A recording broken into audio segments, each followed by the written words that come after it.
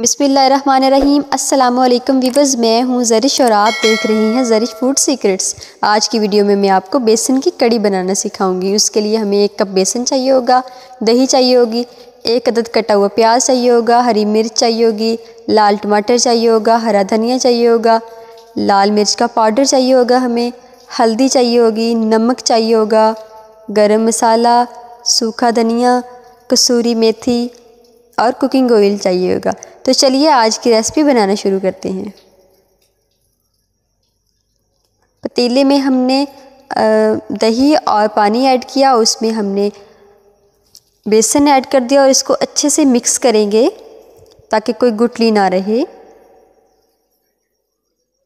जी, तो हमारा मिक्स हो चुका है बेसन इसमें। अब हम इसमें मसाले ऐड करेंगे। 2 चम्मच इसमें नमक का जाएगा,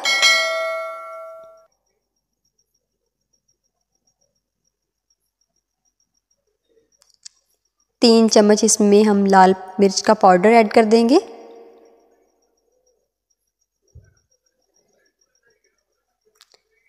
2 चम्मच हम इसमें हल्दी ऐड करेंगे,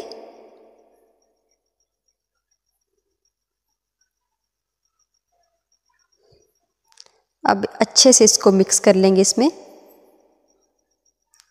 दही कम था तो हमने थोड़ा दही और ऐड कर लिया इसमें।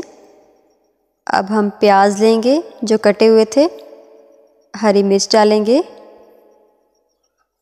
सूखा धनिया ऐड करेंगे इसमें अब हम,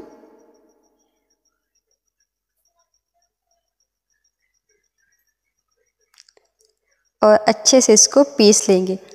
अगर आपके पास ग्राइंडर है तो ग्राइंड भी कर सकते हैं इसको। अब पिसे हुए मसाले हम डालेंगे इसमें,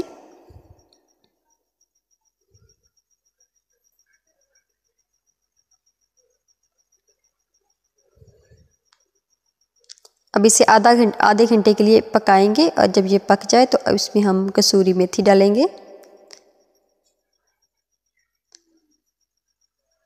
हरा धनिया ऐड कर देंगे। अब हम इसको तड़का लगाने के लिए इसमें ऑयल में ज़ीरा डालेंगे और इसको थोड़ा पकाएंगे। अब हम तड़का लगाएंगे।